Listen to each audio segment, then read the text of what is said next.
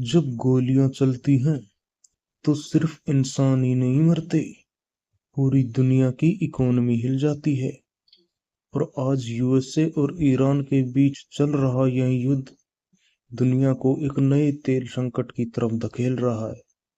2026 में middle east में तनाव बढ़ता है और फिर शुरू होता है युद्ध। यूएसए ईरान टकराव, हमले, जवाबी हमले और फिर निशाना बनता है तेल और गैस का इंफ्रास्ट्रक्चर।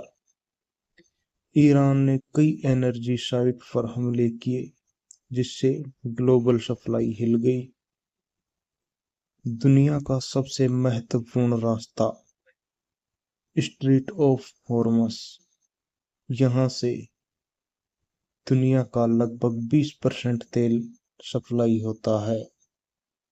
लेकिन इस युद्ध के दौरान यह रास्ता लगभग बंद हो चुका है दोस्तों। जहाज रुक गए हैं, टैंकर्स खड़े हैं और पूरी दुनिया में एनर्जी का संकट शुरू हो गया है। इस युद्ध की वजह से दुनिया की ऑयल सप्लाई का बड़ा हिस्सा रुक गया है। गैस सप्लाई भी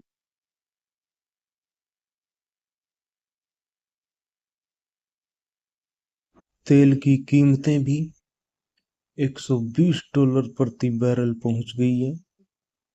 और अगर हालात ऐसे ही रहे तो $150 तक पहुंच सकती है।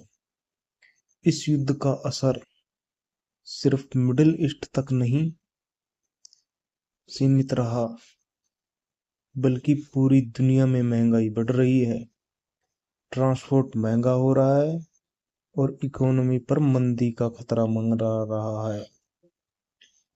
भारत, जो अपनी जरूरत का लगभग 80% तेल इंपोर्ट करता है, इस संकट का असर सबसे बड़ा भारत जैसे देशों पर पड़ा है। महंगा पेट्रोल, महंगी गैस, महंगाई, रोजमर्रा की चीजें, यानी हर इंसान पर सीधा असर।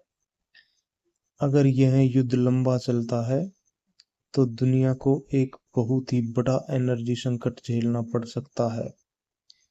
यह युद्ध जो हजारों किलोमीटर दूर हो रहा है, लेकिन उसका असर हर घर के चूल्हे तक पड़ रहा है दोस्तों। तेल की ये जंग सिर्फ देशों की नहीं है, ये हमारे भविष्य की जंग है। और सवाल अब भी वही, क्या दुनिया इस संकट से निकल पाएगी? धन्यवाद दोस्तों।